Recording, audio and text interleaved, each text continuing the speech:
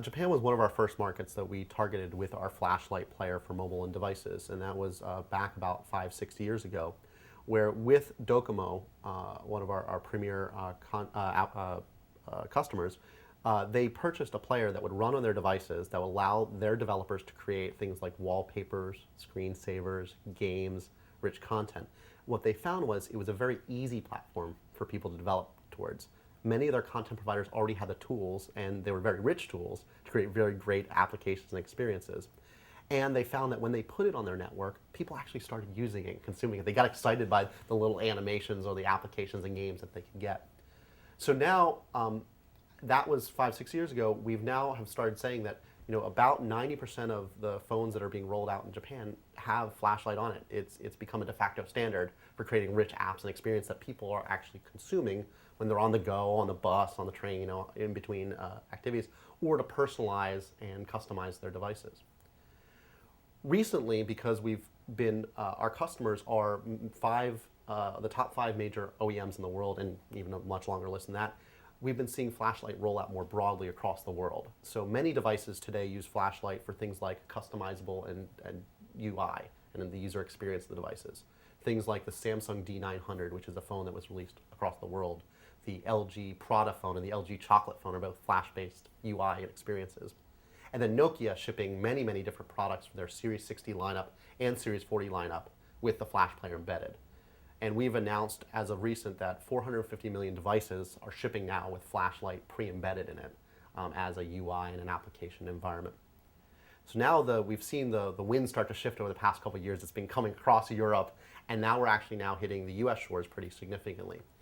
As I mentioned, several different Nokia devices are here in the US that carry a Flash Lite player, but also we have announced as of last year that Verizon is one of our major customers and distributors of Flash on the devices. So we have the ability today to download a Flash player to a Verizon phone, a Brew-enabled handset, that will allow people to run Flash applications and games. And it's actually pretty novel. The person goes and buys a game that happens to be Flash, and it downloads a player and installs it on the device. It's unique because of the environment that Verizon has that we can do that. We've also announced that Verizon will also be launching a content and application delivery service, an on-device portal, using our FlashCast technology as well, hopefully coming soon. So we see that the adoption has kind of moved its way across the world. Now we've seen penetration in all major markets of Flash coming to the consumers, which we're very happy about. In regions like Japan and the US, where the operator is responsible for providing you the phone, providing you the service, providing you the capabilities, they have built out their network and capabilities to provide you a series of services. So to make sure that they get back that return, they must develop and deliver the series of services that they care about and drive you into those services. In Europe, it's a little different story. In Europe, 50% of the handsets are sold through an operator, and then 50% are sold outside of an operator. You basically go to a store and pick up your Nokia handset. So Nokia and the operators have equal opportunity to get to their customers and deliver applications and services. That's been the world at large today. But we see the changing world of the sophisticated web browsers and capabilities coming to market, with things like the iPhone being a very powerful device to get at the web. And we see products like this with very powerful web browsers capable of getting more of the web. We believe over time, both the web browser access to content is going to become more powerful. Hence, we enable our operators and OEMs to develop a player that works in a web browser so that you can go to the New York Times site. And that's what Nokia today can show off on their devices. But we also believe that there's a world where people are going to deliver customized applications and services.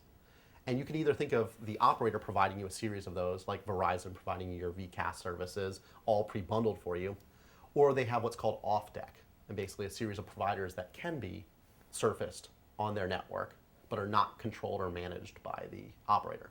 We believe that world starts to open up a little bit, and we see things like Verizon announcing that they're going to have an open network alliance to do that as a way of getting more people involved into running on their networks. But network operators still have costs to recoup, and they want to get their services into the user's hands versus, let's say, opening up to a Google who can monetize their users but not give them back any money potentially.